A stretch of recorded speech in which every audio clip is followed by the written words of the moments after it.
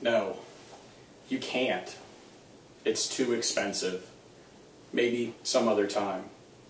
These are all examples of words we have heard when a big decision is looming on the horizon and the money required to finance the venture is not yours.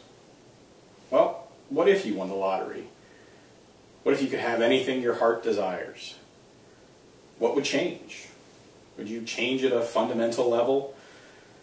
After having this question posed of me, I began to think about what I would do.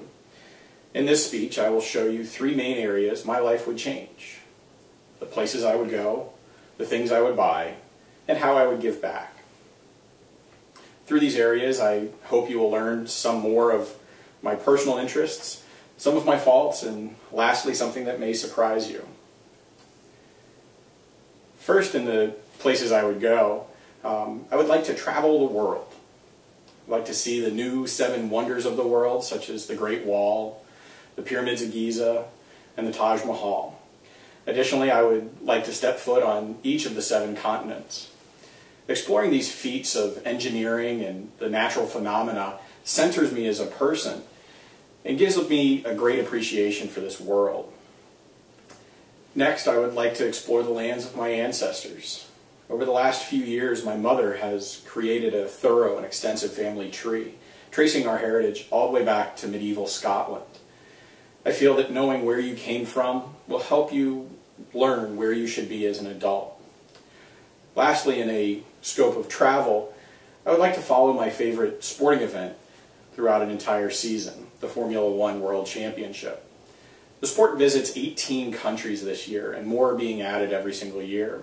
As the pinnacle of automotive racing, the venues are spectacular, the technology is intriguing, and the allure of the sport is known worldwide. Next, I would like to tell you about what I would buy with my newfound wealth. As you can see from my last item, I enjoy cars and I enjoy motorsport. Although the thought of having a collection to rival Jerry Seinfeld or Jay Leno's garages of exotic cars would be amazing, just one would suffice, and I've always had a distinct love for the Porsche 911. Although it's not the most expensive or luxurious car, the lines and styling of the car have always grabbed a hold of me at a low level. Next, I would like to support my hobby of horology. For those of you who don't know, a horologist is steeped in the art of making timepieces. I enjoy that artistic talent that it takes to make a automatic movement of a wristwatch and dream of collecting timepieces from around the world. Lastly, in the ways that I would spend my never-ending finances, I would like to learn to cook and live in a natural and healthy way. Although it's not extraordinarily expensive, buying the freshest ingredients and learning to professionally prepare them can also take a lot of money. Additionally, I would like to train with a personal trainer and exercise to extend my life and extend my livelihood. Finally, I would like to tell you how I would give back. I am the person I am today because of what others have given up so that I might have. I've had opportunities given to me that I feel were not what I deserved, and I would like to afford those same opportunities to others. I do not think that donations should be given so that the giver feels better or receives credit. That is why I feel helping individuals rather than large charities is appropriate. The true joy of giving for me is the joy you get inside when you know that you have helped someone.